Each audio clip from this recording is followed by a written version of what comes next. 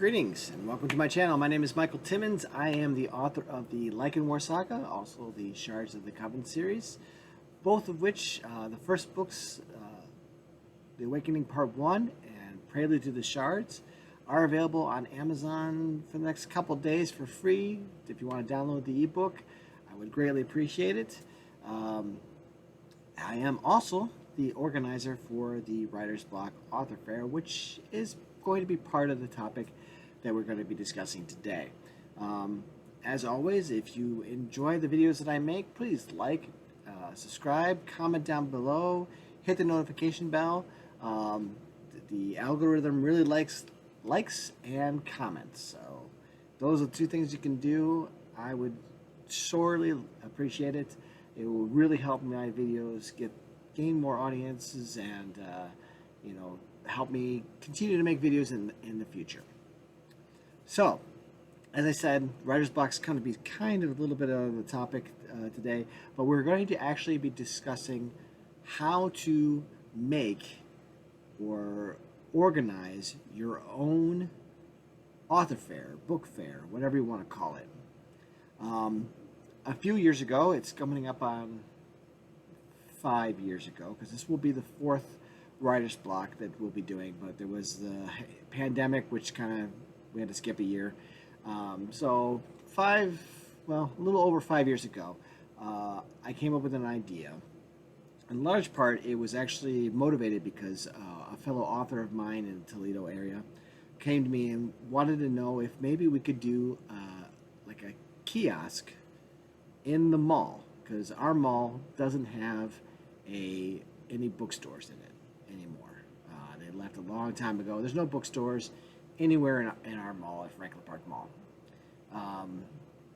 And it said, hey, maybe we could do it like a kiosk. We could have local authors put their books in the kiosk, and then we can help out local authors. And I was like, wow, that's a really good idea.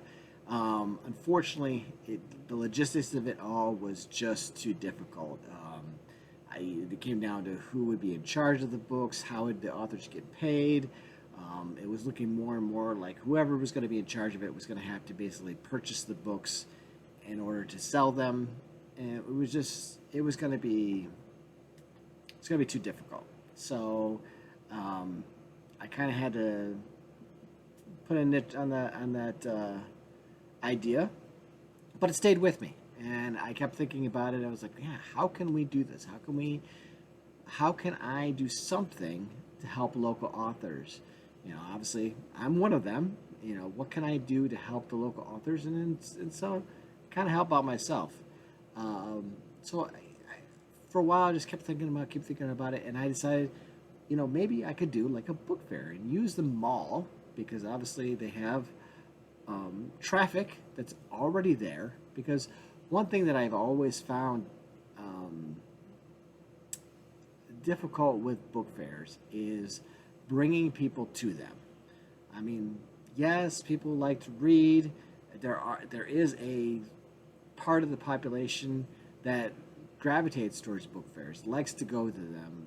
Diehard readers enjoy going to them, meeting authors, but the population at large, I wouldn't say isn't interested, but it's not on their to-do list. Let's put it that way. So even if they might see, hey, look, there's a book fair going on, there's lots of other stuff going on, and there's things to do, and they got things around the house to do. They just don't want to make time for it. But there's going to be already people at the mall. Traffic is already there. So I was like, maybe if we did a book fair actually at the mall, we could take advantage of that traffic that's already there, and then bringing more people in beyond that would be less difficult, because like I said, people are there, you see a bunch of people with tables and stuff, people are curious, they're going to go over and take a look. So I contacted the Franklin Park Mall. This took me a while. It took me a while to find out who I could talk to, and I tried calling, and they never called me back. It wasn't until I emailed them that I actually got a response. And once that happened, it snowballed from there. So apparently they don't do phone calls, they just do emails. I should have started with that, but I wanted to be personable. I wanted to go in, and because I did, I stopped in also. I not only did I call, but initially what I did is I stopped in and tried to talk to them, but they were always in a meeting or they weren't in the office, so it just never happened. Just never worked out. To make a long story short, too late. Um, I was finally able to meet with them. We arranged it. I wanted to do sometime around Christmas because obviously that is a prime time for the mall. There's lots of people there, and I would say more people are going to be at the mall during Christmas time than any time during the year. So we picked a December date, and the writer's block was created. So that's basically how the writer's block came about. So, how does that help you? Let's say you are an author or maybe just an event planner, someone who likes to make events, and you'd like to say, hey, I'd like to do something in the community, something for art in the community, something for creative people in the community, or I'm an author and I enjoy doing book fairs, I enjoy participating in them. Maybe I could create one and not only help myself, but also help other authors in the area. How would I go about that? Well, obviously, first of all, you need to find a location. Now, for me, the mall worked perfectly. We did it in the food court, so it was inside. I didn't have to worry about rain or getting tents or anything like that. Perhaps, depending on the date that you choose, which is also another issue that you need to decide, it might work better for you to do an outside event. Doing outside events are a lot easier to find places to do, depending on the size that you're looking to accomplish. They usually tend to be cheaper. Now, I consider doing outside at the mall was actually more expensive, but clearly I could actually have a lot more people involved. It's still in the back of my mind. I'm still thinking about it, but we're looking at almost 4 times the cost to use space that they aren't even using. Don't know why. It would be more expensive, but that's either here or there. But if you wanted to do outside, you have shopping centers that you can use their parking lots. There's places that, when some of the businesses are closed on Sunday, it's fine, but then you do, for those things, sometimes you have to worry about licenses. So you need to talk with the city or the township or whichever, whoever would be in charge of those things, to find out if you need a license to hold an event like that. Now, I didn't, obviously, because it's inside the mall. That's one thing you don't need to concern yourself with if you do it somewhere inside. Besides the mall, as far as an inside place, I once participated in a book fair that was actually in a brewery. It was a brewery / restaurant bar, and they had a huge open area between where the brewery was and the actual restaurant bar that they opened up for it. The time I went, unfortunately, it was the same time as a food truck event and in downtown, and a lot of people were there for that, and it didn't work out so well for us authors. So there's always things that can affect the event itself and people's participation in that. That's also something you need to figure out, is not to have it be held during a time when things are happening inside the town that you're in. If there's a big event, a chili cook-off or a rib-off, or the home game for the baseball, something that a lot of people participate in, you don't necessarily want to interrupt, to have your event during that time. That's all something that has to be thought about when you're choosing a day to have your event. Other venues, as I spoke about, other events. There, might have if you want to go big, there's a convention center in your town. You can maybe do a convention center. Now, obviously, there's going to be a cost there, which you're going to have to recover in some way. Obviously, you don't want to hold an event where you lose money. Um, the writer's block for me, I I don't make any money on it. I pretty much factor in uh, everything that we're spending for the event as part of the cost. So anything above and beyond the rental fee and advertisement really just goes back into to making, I'll do Facebook ads, or I'll increase advo or whatever if I end up over. I don't keep any of that money. Now that's my choice. I don't, you know, I have a lot of people that participate in the event. When I explain that to them, they're kind of like, well, that's really stupid. You should really get paid for the time and effort that you put into this. But, you know, it for me, it's just a way to help local authors. And I know how hard it is to get noticed as a local author, as an independent author. So I just wanted to help. Um, but anyways, so malls obviously are a really good choice. So you have those traffic. You want to look for places that already have traffic there. Like I said, the convention center. You're looking at, for a convention center wise, as far as um, bringing people in, you're probably going to need 4 or 5 years of holding your event before it becomes big enough that it may be worth it, because you are expecting people to go right there. Now, let's get this, all depends. There's a lot of factors involved.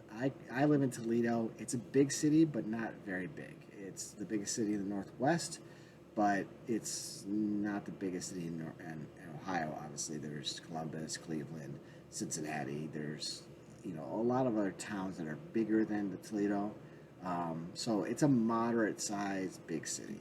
So if you are thinking about doing it in, say, Chicago or Washington, D.C., or a capital and one of the state capitals, or whatever, then you may have a better um, pool of people that you can get to come to your event, because you have such a large population. It might be easier to fill a convention center with book enthusiasts that will be interested in meeting authors and talking with authors and getting book signings. So those are all things you need to factor in your decision to whether or not you want to hold an event for your organize an event. Um, but like I said, for me, I really think you want to start with a place that has traffic already there, like a mall or a shopping center, or I don't even know where else would be good. Um, if there is a community center, something like that people use on a regular basis. Community centers tend to do a lot of advertising in-house. So, people that use a community center will know about your event long in advance, because they'll have posters up, or they'll have signs up, and it'll be in their newsletter and all that. They will definitely have. You'll get a lot of free advertising from that, which will save you some costs. Um, you can try to have it hosted at a sports event area. Like, we have it outside baseball field. All right, well, I guess all baseball fields are outside. Sorry, I don't know what I was thinking. But, I was thinking that maybe you can see if you can hold it on the field when there's not a baseball event. Have people go there, then they have food, and they can, whatever, they can have a whole thing. So, once you find your place, once you pick your place that you want to do it in, um, obviously you need to meet with those people, speak with those people, and arrange to use that time, that space during that time.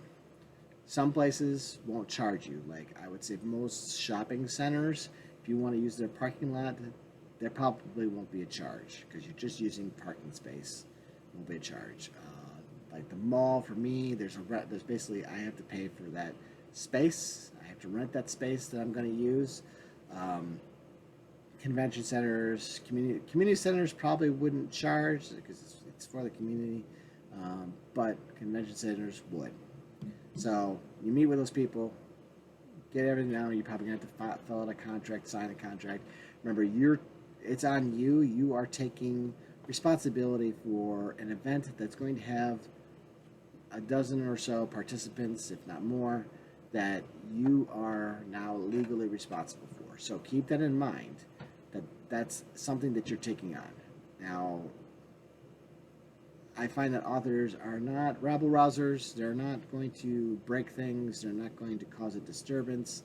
They're pretty calm people. So the risk to you, not really that big. Something you want to look at is liability. How liable are you for the participants? For me, at the mall, I'm under the mall's, essentially under the mall's insurance for the event. Anything that happens, basically they cover it. I don't have to get additional liability insurance to hold the event, but you may, depending on where you're doing it, what you're doing. So that's something you want to consider, something you want to think about, find out about before you decide to plan this event. My appointment. Bye. Okay. And once you pick up the day, you're going to, the best way to do it is pick a day that you can correlate with something, like a National Book Day or Reader of the Month Day or Reader of the Month or Book Month, National Book Month, National Reader Month, something that it will correlate with, that that people, organizations you might be able to partner with, that like your public library system or something like that. They might work with you because you are also endorsing this time and this event, and it's already in people's minds. People know about it, and then they can make that connection. So that will help out. So we've got our location. We have arranged the rental. We've picked the day. So now we know when it is, where it is, and it's a go. Now you need to get your authors. So for me, what I did is I used Google Forms. They have different forms that you can use, but one you could basically make a form for signups. So people can go to that. They can register for the event. There may be other ones up there. I know there's Sign Up Genius, but I don't think Sign Up Genius works as well for this, because you can ask questions. You can get their name, their genre, what they need, that type of thing. You can arrange to find out different things for you.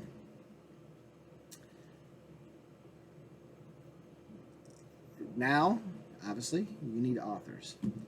Now, for me, what I did, I'm very active on Facebook. I have a Facebook page for authors in my area that I run. So it was easier for me to get the word out that I'm doing the event and holding this event. And I was able to put the registration form on there, such. So I already had authors that I could reach fairly easy. Now, you may not have that, you may not have arranged that, but I guarantee you there are Facebook pages that are for authors in your area. If not, start one. Start one ahead of time, get it out there, get people, send out invites, whatever.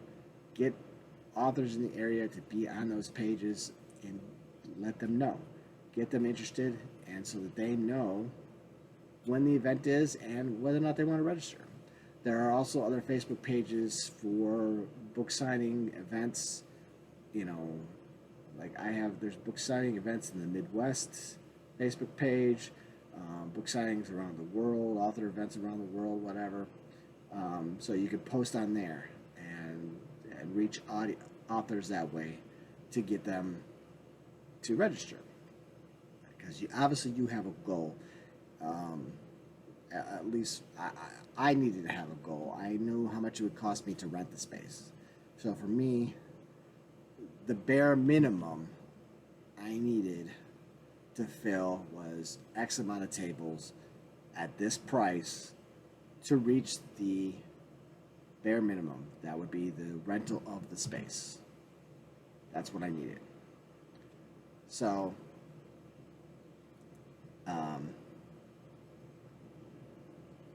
that's your goal. That's what you need to reach. You may have, maybe your bare minimum is the rental of the place plus X amount of dollars for advertising, and that's your bare minimum. So those are what you need to reach. So you need to figure out how many authors you need to have. Also, you may be limited by space. Maybe you can only put 10 tables in your location. And so you have 10 tables that you need to fill. That will change how much you'll charge per table, which is what we're going to talk about next. Two things we're going to talk about next. Does your place have table and chairs to use? The mall, thankfully, they do. They have tables for pretty much, they have basically 20 tables, and they allow me to have 6 other tables. So I have to have authors bring 6 tables, which is usually not a problem. Most authors have tables that they can use and will bring. So it's not really a problem. But like I said, you need to figure out what you want to charge for also.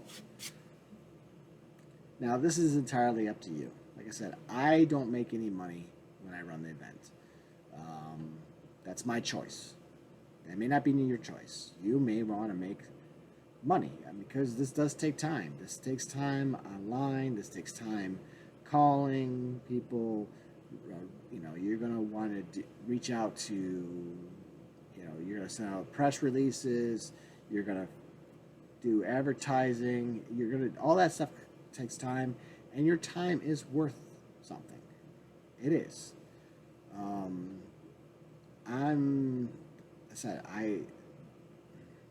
It's my choice to just get enough money to effectively run the event.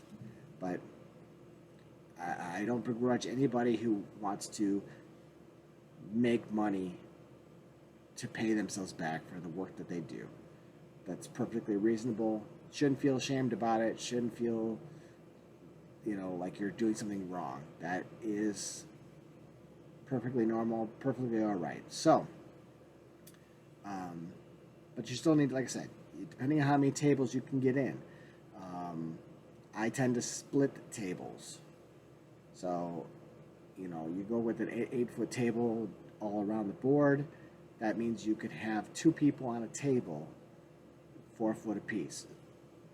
So there's a lot of authors out there that have 1 or 2 books. They don't need 8 foot of table, and they don't want to pay for a full table price because obviously that's going to be more. And they're just looking for a little space that they can use. So you're going to have authors that are only going to need half a table, and you can put them together with a half table other people. So basically have 2 prices, full table and half table, unless you're going to just deal with 4 foot tables. And then everybody gets a 4 foot table. Now, if that's the case, you're not going to want to charge, your prices are your own discretion. I would say you don't want to charge an exorbitant price for that table because it's a limited space, but if it's what you got, it's what you got. And if you got a certain amount that you got to reach, authors with multiple books, with a dozen books or so, they'll figure out how to use the 4 foot to their advantage. They'll figure it out. So, it's just, they'll work. They'll work with what they've got. So, once you figure out your price, I would suggest to what I have found is authors really drag their feet when it comes to registering and paying for these events. Um, I don't know, or maybe it's everybody, but for me, it's like pulling teeth to get authors who they'll say they're interested, they want to participate, but it's like I said, it's like pulling their teeth. It's like, are you gonna sign up? Are you gonna sign? Oh yeah, I want to go. Well, then sign up, and then they don't sign up, and then you remind them, and finally they sign up. So what I find is best. One, don't panic if you don't get a bunch of people signing up right away. That seems to me to be normal. Like I said, it's one of those things they do. I don't know why. They just do. So, like I said, it seems normal. But a good way to kind of circumvent that and make it, give yourself a little peace of mind is do an early bird registration. Now, an early bird registration, basically, if someone signs up within, the first 2 months of registration opening, that they'll get a 10% discount on their table, or $10 off their table, or $20 off their table, depending on what you charge. But obviously factor that in. You will probably get, a third to half of the people that are going. Maybe not when you first start the event. Maybe after a couple of years, you'll be closer to that. Maybe at the beginning it'll be more like a third, but you'll get a third of the people that will sign up in those 2 months and pay. So, but that will move you closer to go. So maybe you have to put a down payment on the spot space. I have to. The mall is fairly lenient. I need to get it to them, a couple months before the event. So I need at least half the money relatively soon after I sign the agreement. Now they're not really going to be using that space for anything else, so it's not like I'm going to lose that space, but your space might be different, so just keep that in mind. Okay, so you have your location, you have your date, your times, you have a sign-up sheet for authors, you figured out the cost of your tables, you've advertised trying to get authors to come to be involved, you figured out if you need tables and chairs, if they supply it, or if the author's going to supply it. And like I said, you got all that figured out. So, your event is moving forward. Now, it's time to bring people to your event. There are a bunch of websites that you can use that are for events. They're fairly easy to find. Eventbrite is one. There's... sorry, I don't know. I had it written down, but I moved that paper and I don't know where it is. But basically, there are events pages that you can put your event on to get. Not only can you get authors to sign up through those event pages, but you can also let people know that it's going to happen. So that's something you can do. Do a Facebook event page. Do a Facebook event page. I cannot say it again enough. Facebook event page. Get it there, boost it, advertise it, throw it out there, let people know. You want to start advertising it months in advance. Get it out there, but don't spend a lot at first. Just here and there. You want to really make a push within a month and a half to a month before the event. But you want it to be in people's heads so that they know about it, but quite honestly, nobody plans that far in advance to go to a book fair.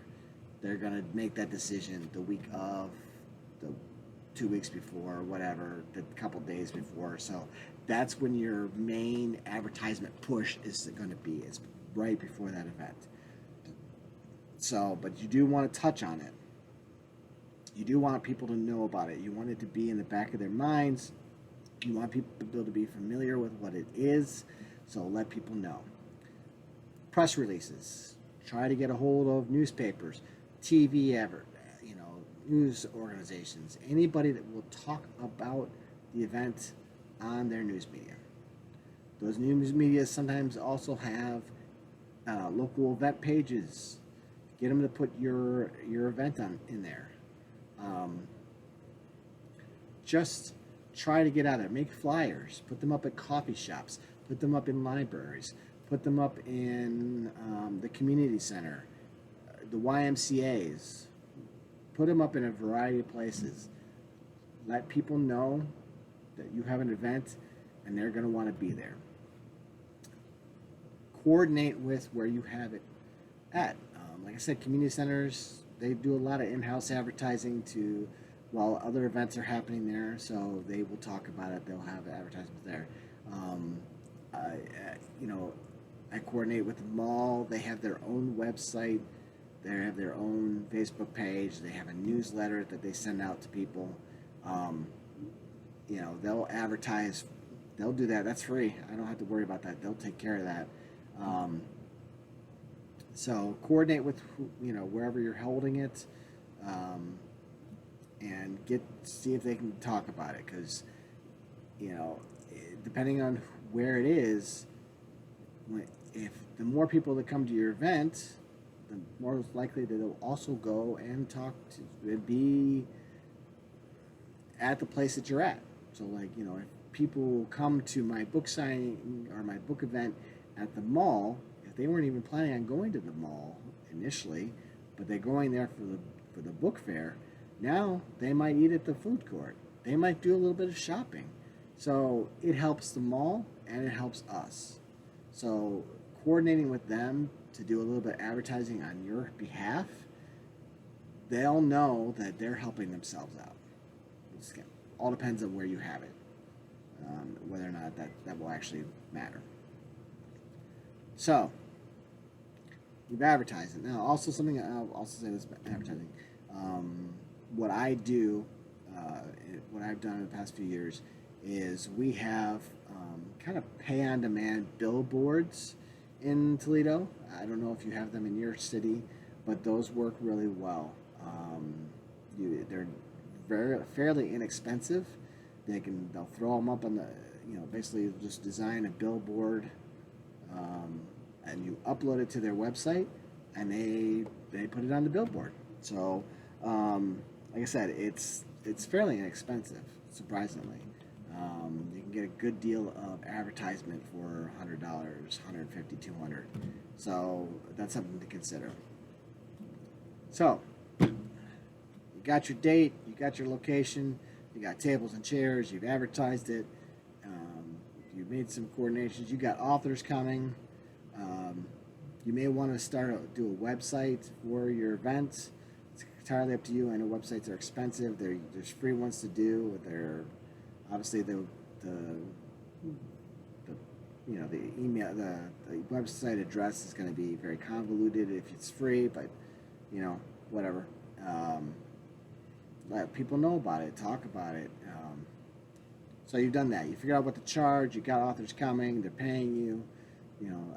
I do through PayPal, but you can do through PayPal, Venmo, Cash App. You can have them mail it to you. There's a variety of ways you can have authors pay for you, pay for the event. And so you're all set. You've got authors coming. You've advertised it. Now we're the day of the event. So this gets a little hectic, so you need to figure out where the authors are going to sit, how you're going to arrange them. Now, for me, there's two ways of thinking about this. A lot of people think okay, like with like.